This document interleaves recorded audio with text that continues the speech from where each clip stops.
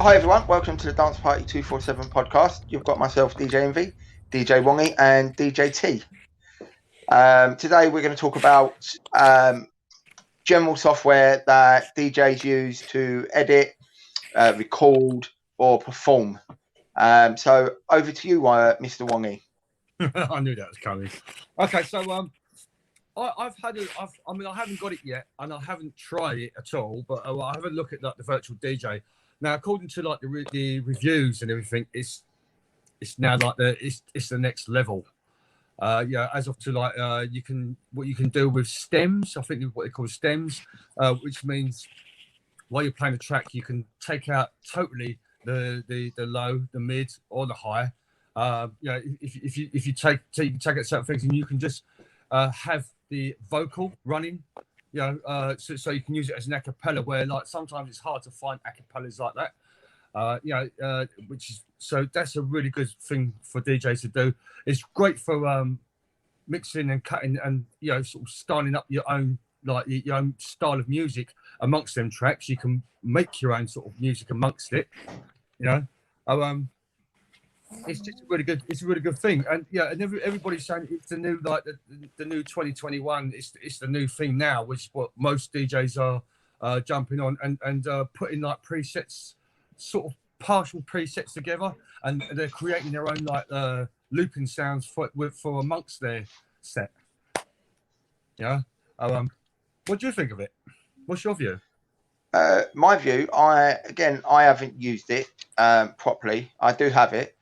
I've got to get the cables to link my CDJs to my computer, and I've got to wait for Christmas because my lovely, beautiful wife is going to buy me a laptop. So I'll be able to do it then properly. I've seen virtual DJ on and off over the years. I know DJ T uses it a lot, or used to use it a lot. From what I understand about it, it is pretty much what you said, Mr. Wong. It's like you can take bits and pieces from tracks, overlay stuff. It is pretty good now. I wouldn't say it's the best software out there, because I do think Rekordbox and is it Prime? What's the Prime one called for the Denon?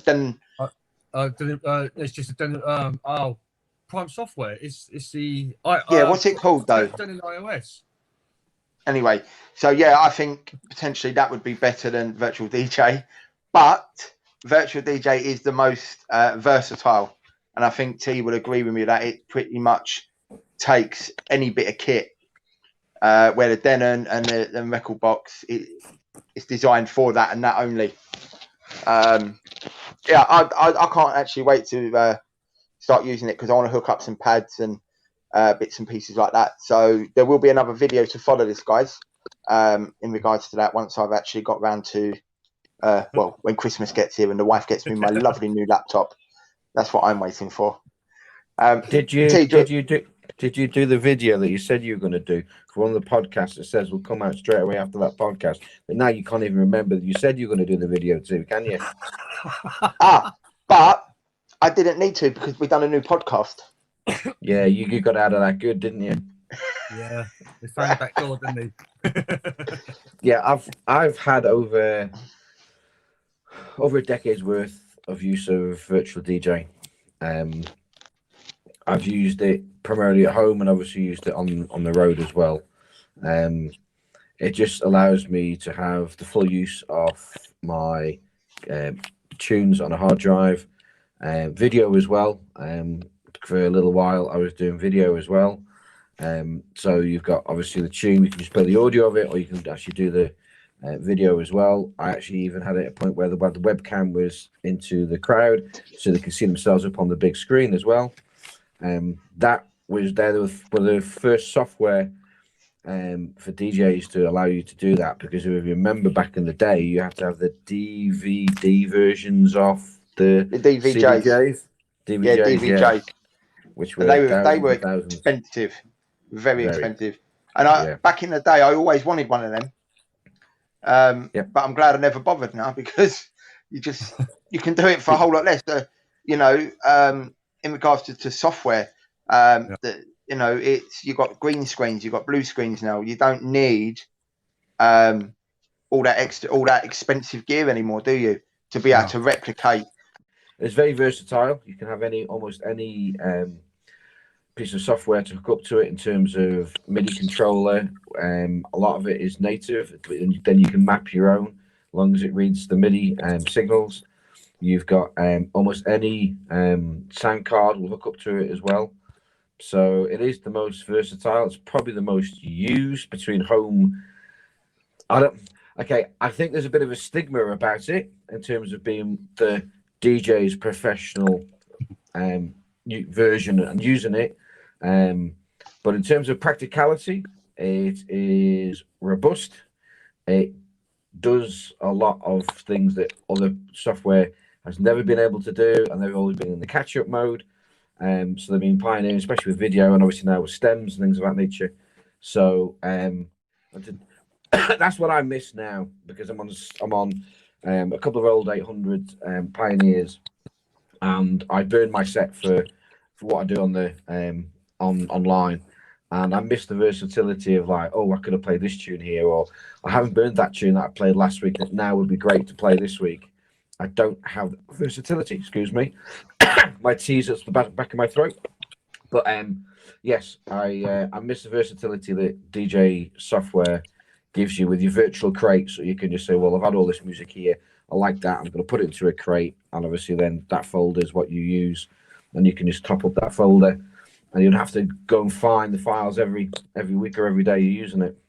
I mean, with virtual DJ or any software, if you've got 100,000 tunes, they're all there, aren't they?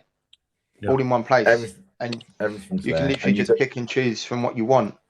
It's the biggest get out of jail card you've got, because I use, again, mixed in key, so it is obviously everything's all dance stuff is obviously keyed.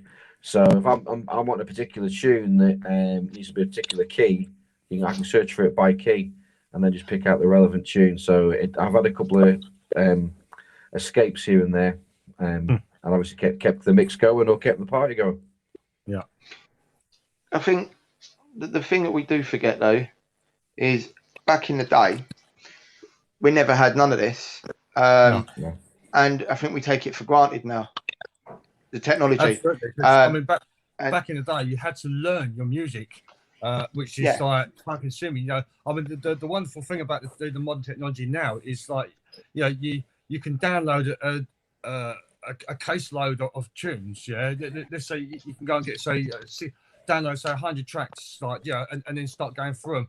You have software which will organize it, and put it into sequence for you. So you don't have So that takes away at least half the time of learning, like your key sequences, you know.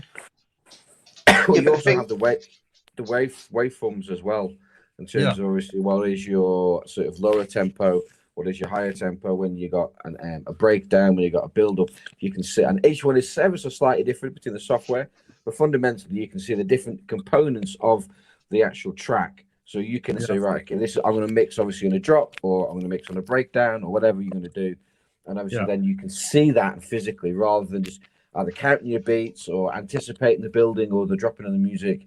You can physically see it. And you've both, certainly Envy has admitted that when it's there in front of him, you can't not help but use it. Even though you're using your ears, it's there, and you use all your senses. As many senses that can be given to you, you can use. I've come out of the arcade. I was like mixing in with the dinosaurs up until just recently this year. Yeah, well, I've jumped like two, 3 eras. I've gone from the arcades to the 21st century. So I'm finding it very overwhelming myself. But like with Emily said, like it ain't like that back in the old days. You know, back in the old days, you go and buy yourself a vinyl, or a few vinyls, and before you buy it, you have a quick listen, but you don't really know it. But you go home, the first thing you do is you play it religiously, one side then the other side, just to start learning your fundamentals of the actual track. But with the modern stuff, is you don't have to do that half as much. To be fair though, you look at the waveform, you look at the patterns. Yeah, which with tells modern you a lot technology, before even listening to it. especially what you've got when you're with the Prime 4, like you were saying, you just load it up and it does all its keys. It syncs everything up, and you could literally just pick any. Say you're playing, I don't know, Let Me Be Your Fantasy. Yeah. Yeah. Yeah. You could just go in there. Say that's a 7A. You could just Yeah. go in and just type in 7A, 7B, or they've changed it a little bit the way they do it now. 6, is it 5A you can go to? It's basically Yeah, you just can jump literally to. You any, can jump to, can't you? okay. Okay, we've discussed this before, haven't we? That basically, DJ Tips have said basically, forget about your A's and B's. It's a number either side. So if you're 7A, you can do anything that's a 6, anything that's a 8, or you can jump to either side. Just the literal right, numbers. yeah. Forget about your A and B's. Some will sound Yeah. better than others, but they'll all be a close enough match that you could possibly mix. Yeah. So, Definitely, if you go A and B, the way I've done it yeah. in the past, then you'll get a better mix or a better harmonic mix. But either side, just do your letters. Yeah. And I think with the Prime and that, it does it all for you, doesn't it? You don't actually have to do anything to organise a set. You don't.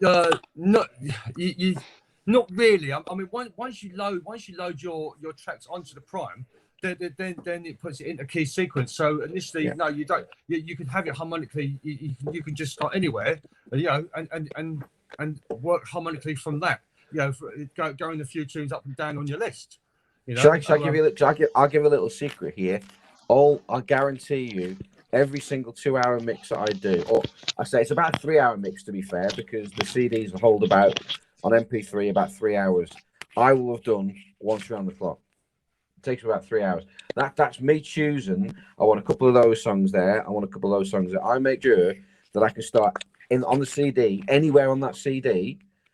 And I can either move forward or backwards accordingly, whichever direction I wish to go. I normally go forward, so obviously I go 7 to 8 to 9 and someone like that. And I go round the clock, literally either A's or B's in and out, but I just go round the clock. I might stay on 7B because I got a load of tunes I chose to put in the mix that are really good. From my point of view, or will fit the concept that I've made for the mix, for the set, and I will obviously stay around there, and then I'll jump and I'll go on. But pretty much in the 3-hour set, I've gone once round. Because otherwise, if you're just on the same key all the time, there's no change. There's literally no change. There's no change in mood, no change in atmosphere. I find that if I try and peak around about the 10s, 9, 10, and 11. Just for me, just that they seem to those tunes in those keys, and I couldn't tell you which keys they were in reality because it doesn't matter. I have no clue. I mean, I don't. Those tunes are more uplifting and more energy. See, I don't mix with keys because the equipment I have doesn't allow me to do that. I've still got fairly old equipment. That was one reason I spoke to you, T, when I wanted to go down the virtual DJ route. Because virtual DJ kit for you as well, didn't they? The new software.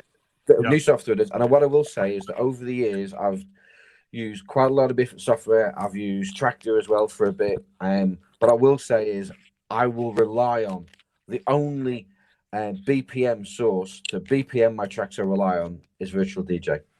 That is, to me, that's the most accurate. And I know you can go to 0.05, 0.02 and all that kind of stuff, 0.01. But whatever, nothing is exactly 100%, but 99.9% of the time, I will take virtual DJ as being right. That's what it is, because anything else it deviates. If I key in a different software, I could be out by 0.1, 0.2, literally.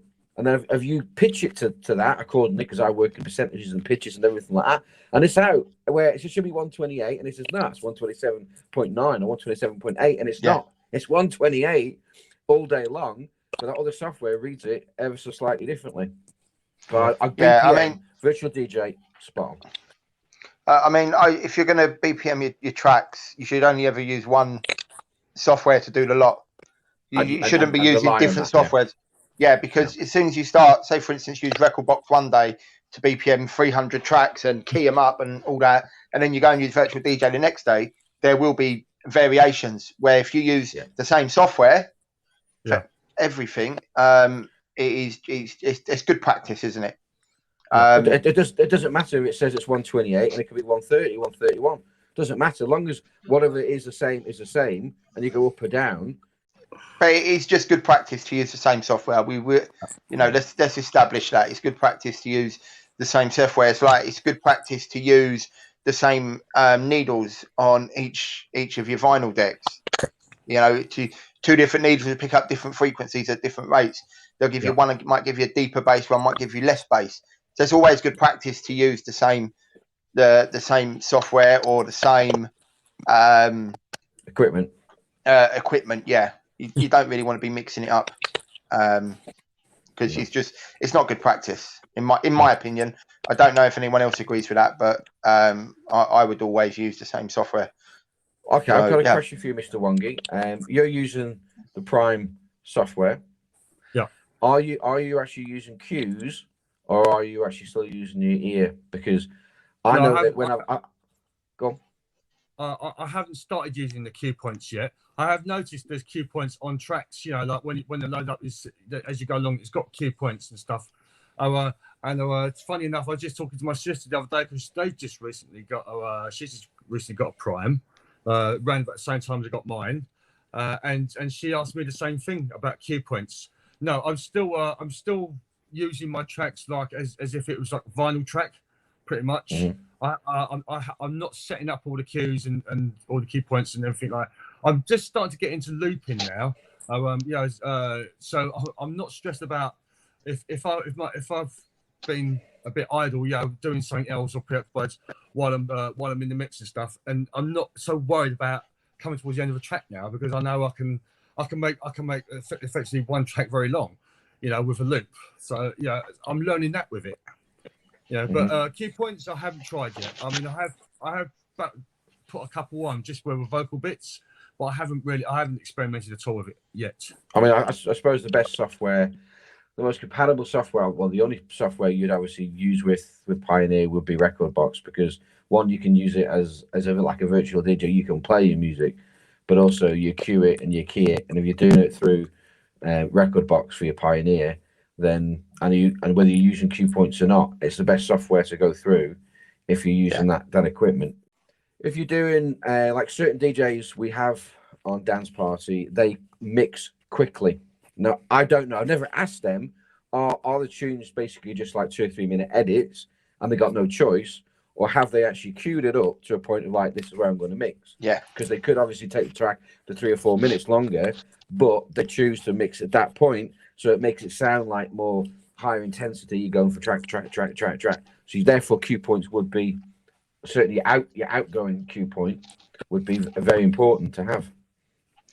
Yeah, I mean, like I said, I got the CDJ 700, as you guys know, and we spoke about this before. I don't have the luxuries of cue points. They have hot cues, but they don't.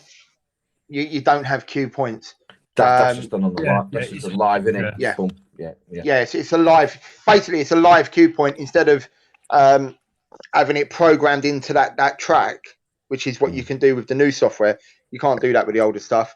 To be fair, that wouldn't really interest me anyway, the cue points, because it takes the fun out of it, doesn't it?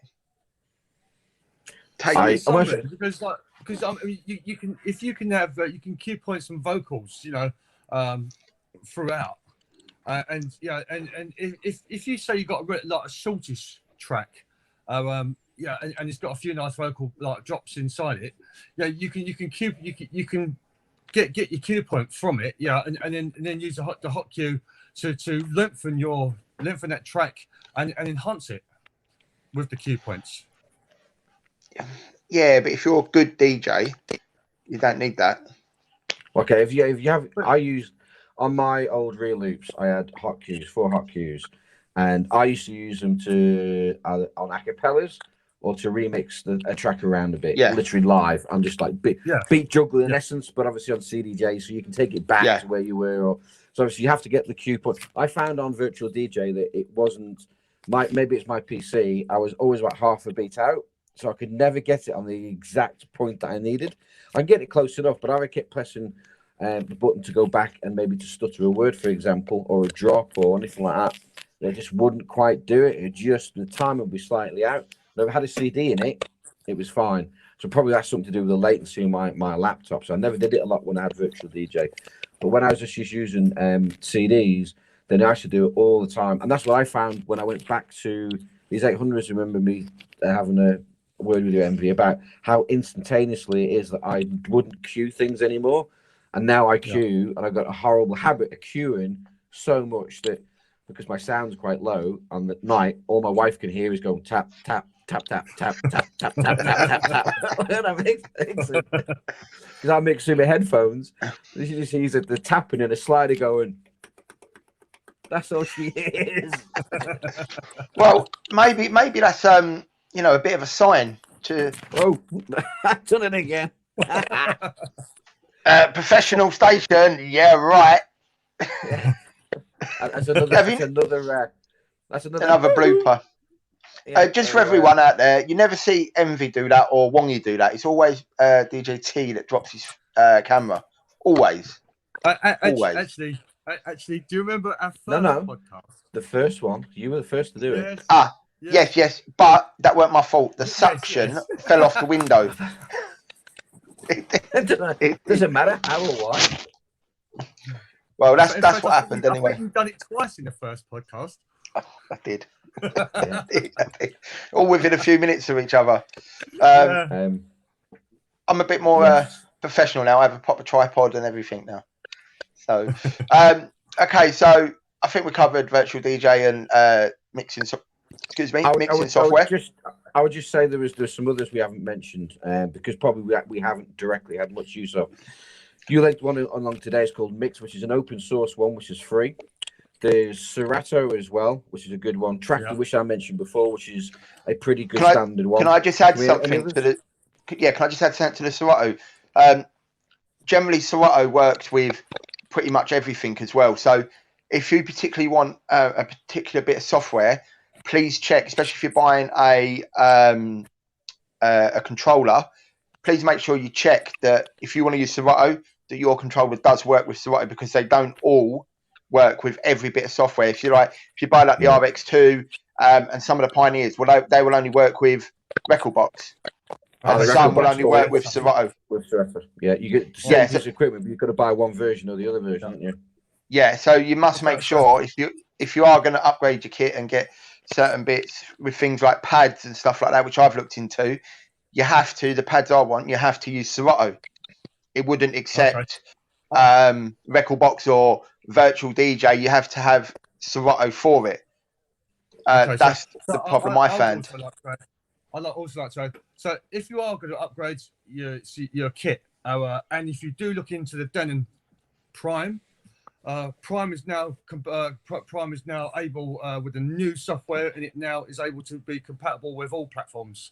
Rekordbox, Serato, is it? Traktor, yes, yeah. It's compatible with the whole board now. It'll read. If you got Q points done in Rekordbox, it'll read them in Prime. Yeah, of course, and vice versa. Yeah. So that's really where all the software should be going, isn't it? That's where it should all be going. That's ideally what a DJ wants. So it doesn't matter what bit of kit you got at home and you do all your Q points and all your key and stuff on. You could plug it in any bit of software and it should read it. That's ideally what you want. Oh yeah, as a DJ. That Pioneer will probably maybe in 2021, maybe with the 3000 Nexus, maybe might have more compatibility with other music platforms. I don't think they will. There's no 3000 Nexus on the market, mate. You want about the 3000? You've done it's the CDJ. CDJ 3000. There's no Nexus. Yeah. No, but that's why I'm saying maybe a Nexus 3000 in 2021. Oh right, okay. Or they went the CDJ 3000 Mark II. You go down any way you want to go. Yeah. I mean, listen, you never know what the next best. You don't know what the next big thing is, do you? You know, we're all waiting for it. But when you want it, depends whether it's global or not, doesn't it? Well, Wongy's been waiting for the next best things for a long time. But he bought a Denon Prime, but he's still waiting for the next best thing. Yeah, I'm always waiting for the next best thing, just so I can look at it. So when you've got the best 4-channel controller on the planet Next best thing. I beat it every time. What junk have I got? I've got a piece of junk because it's not the best next best thing, is it? No. Nothing will be the next best thing. Really, But I'll tell you what, it's certainly eye candy. Or is it? Okay, guys. Should we move on to just about recording software and editing your mixes and your tracks and stuff like that? Because there is a bit of software that me and T have used over the years, which I think is fantastic for the price.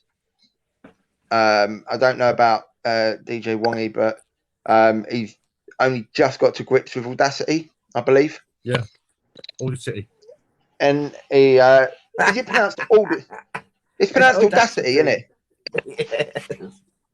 So anyway, is it genre?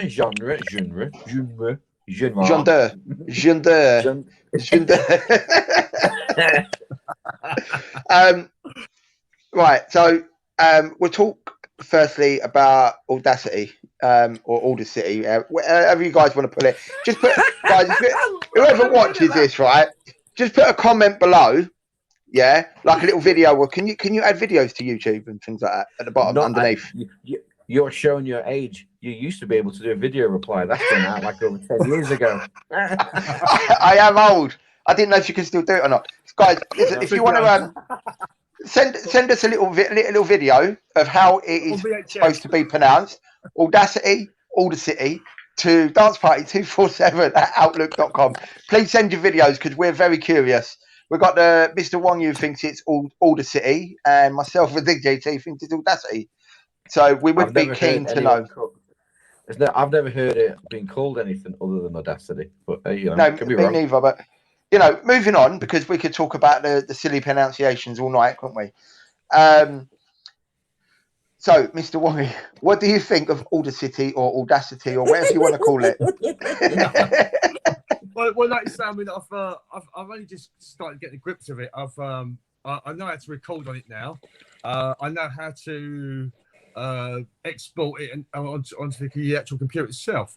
However, I have not quite up on the cropping and cutting of it yet. So I'm getting there slowly. But, okay. From what I've just learned, of the very basic of it, just how to use it. I'm now finding it like very easy to. Once you just learn the process, like click 1 to 2 to 3 to 4, A to B to C. Once you learn that process, it is very easy to use. As of to going into the actual cropping and chopping of it, I'll get back to you on that.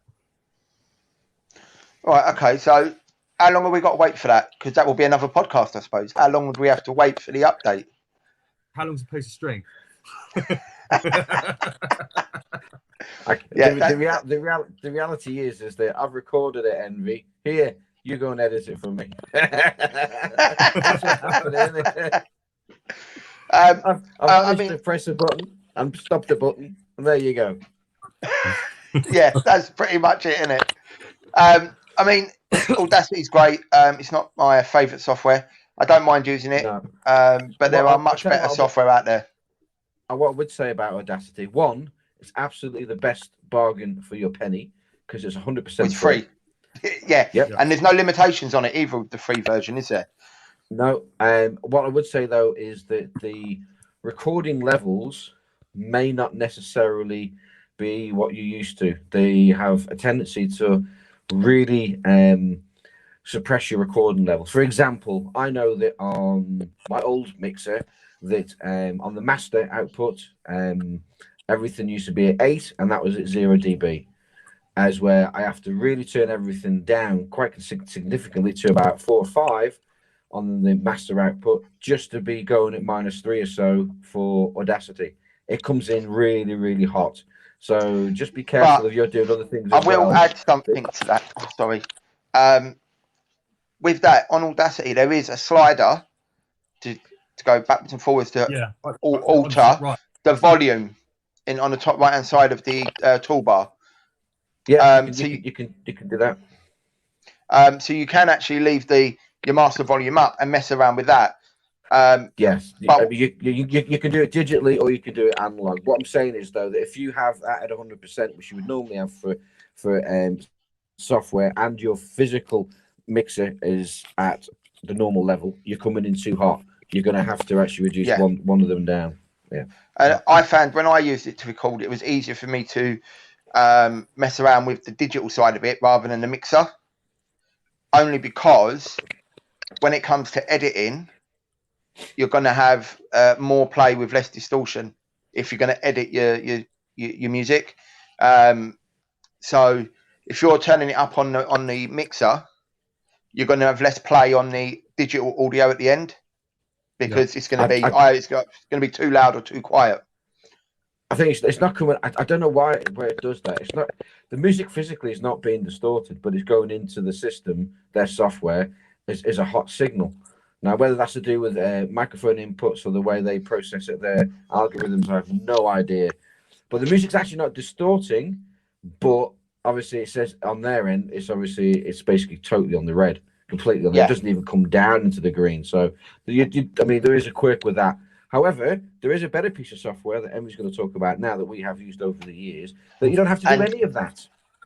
No, and this bit of software is, I was lucky enough. I've recently downloaded the brand new version, and I got it for absolutely free when I downloaded Photo Editor, and it's Magic, and it's spelt with MIX, isn't it?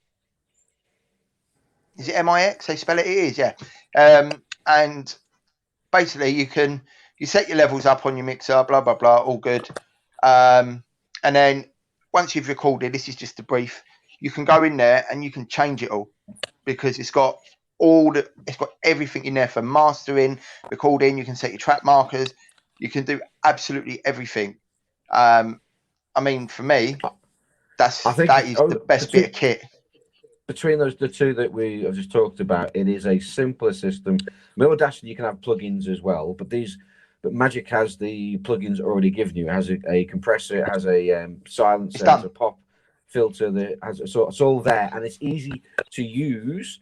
It's more organic in that respect, but it is very, very simple. And to be fair, you can just go along and just press your click markers and then split your track up, because I will not do that on Audacity. I can do it, but I would take that out and I'll put it into Fruity Loops or something of that nature or whatever, and then cut it up. But on Magic, you can just go click, click, click, click, click, click, and on your markers, you're good to go. And if you put it onto a CD, yeah, I mean with Magic as well. So depending what you're doing, if you're doing a mix like a DJ mix, you would have to set your track markers separately, because what it will do, if you have it to set automatically, it will pick up quiet spots where you've just got a bit of vocal, or where the volume drops a little bit. It will pick up and put a track marker, which is not what you want. If you're doing it on a controller, it may even pick up when you actually crossfade as well, depending obviously that dip and the music. So if Envy likes to chop, so he's chopping away and he's going track. Yeah. I'll have about 100 tracks on a 50-minute CD. But yeah, it does tend to pick up when you just drops in the music when it's got it to automatically set. I do it individually, so I'll go through. If you've just done, say I've just done a 30-minute mix, I know I've probably got 7 tunes on that. Yeah, I know, because I've just done it myself, where the drops are and where the next tune is coming. So you can just fast forward and then just get it in, drop it. And even if you get the track marker wrong, you can move the track marker. It's not like that's where you've dropped it and that's where it's got to stay. Just click and move it left to right. Yeah. What I would say as well, it is a great piece of equipment, software, if you are recording some old stuff, if you're recording some samples, things of that nature. Unless I would, depending obviously where you want to go. If you want a very clean sample, it will clean it up for you. You might want some crackles and pops and stuff like that, depending obviously what atmosphere you want to have with your samples. But if you're wishing to have a very clean sample, to go with a very clean track, then it does a very, very good job to actually clean that up for you, doesn't it? That you can take it all out in the mastering section. I don't actually have it in front of me and open, so I can't explain it in too much depth. But on the mastering, I believe there's 6 sections where you can take out certain elements that shouldn't be there. You have a pop, dehisser, all those kind of things. They're all, Yeah, they're all there's there, yeah. all that sort of stuff. I swear by it. I've been using it on and off for probably nearly 20 years. It's got to be. Because I was using it before I met you, T, wasn't I? And I think I was about 20, 21 when I first started using it. I won't say how old I am. But yeah, so it's a fairly... 60. It's a fairly good... It's a good, reliable... I've got the wife sitting over from me, right? She goes, couldn't get my words out. It's a good, reliable bit of software. Yeah, I mean, Magic for me is the one. It's a fantastic bit of kit. And you can also, the only thing I find with it, the one problem is when you try and load a file and you haven't had it in Magic before, it won't load. So you have to drag and drop. That's the only problem I found with it. Right. But to be fair, that's not really a problem, is it? It's more of a bit of a pain, but you just drag and drop it and it loads. That's the only issue I found. Has anyone else used anything else? I've used Nero in the past. I don't know. Nero 6 or 7 I used to use. Or was it Nero 5? I don't know. I think I had 5. Yeah, it was old. I think it might have been 6 I had. And then I used 7, and I think did they bring out an 8? They did, didn't they? You know what? I went to Magic after that because on that version of Nero, when I was doing your track markers, because that's when I used to listen to it more on CD as well, is that the track markers, you just had a slight silence or a blip when you went across the track. So when the next track comes in, it kind of cuts out for a split of a second. But it was irritating, wasn't it? It was annoying because you spent all that time doing it, and then especially if you put a split for the next track at the beginning of a drop or beginning of a breakdown, something like that, and you just get that blip at the wrong time. Yeah. Rather than being seamless, and there's a number just goes from track 6 to track 7 when you got Magic doing the business. It's I mean, Nero might be fine now. Nero might not be made anymore. I have no idea. But that's the only other one I've used over the years. Was Nero. I've used a few. I can't remember them all because I think Windows brought one out, didn't they, as well? Windows had an editing software, I believe. I think I used that one. But back in the day, when we was all young and fresh, Nero was the one to use, wasn't it? Pretty much, and then Magic come out. It was the popular one. Put that way, it sold quite a bit, I guess. Yeah, and then Magic come out, and to me, I've never really used anything else because Magic's just too good. It does what it says on the tin, doesn't it? You should purchase it. Right. How much is it? Because then about 25 quid. Because then you can do your own recordings. You can edit your own bloody music instead of sending it to me to cut out all the dead bits. It's a one payment of £25. Yeah. Okay. Well, I think it might be. It might be more. It might be less. I don't know. But normally they average around the 25, 30 quid mark. It's it's pretty wrong proof. It is pretty good though, and even someone with no experience could use it. Honestly, it's that easy to use. It's easier than Audacity. In fairness to DJ Wong, he is old, isn't he? He is knocking on a bit. He wasn't kidding when they're saying the dinosaurs are around. They were around. That's why I see your cave down there. See, I know what you're on about. Do you remember the old lady in the boot? Do you remember the old lady in the boot? The old lady who lived in the shoe? He's her old man, isn't he? Yeah. Well, that's years old. That is. Every time a dinosaur walked past, he had to put more and more weight on his bloody needle, didn't he? Boom, boom, boom, boom. Okay. Back in the days, you used to have the penny on the needle. So I used to use a TP. Yep. And dinosaurs just got past. I say just leave a comment below, mate. And we'll get back to you on it. But yeah, I would say that if you have a recommendation or something that you swear by, then educate us on it. Let us see the links, and we'll check it out, because I'm sure we're not necessarily using the best equipment. We can always improve. Yeah, that's right. So I mean, sharing is caring. DancEparty247.club. We will, DJ Simon, didn't you? we will link the Magic music editor down there, and we will link Audacity, whatever you want to call it. They'll all be linked underneath this video. And if this is going out audio only, the links will be in the comment boxes. Thank you for listening to the Dance Party 247 podcast. You've been listening to myself, DJ Envy, DJ Wongy, and DJ T. Please like, subscribe, and select the bell for notifications when we list a new podcast. And don't forget to comment below. Thank you very much. See ya.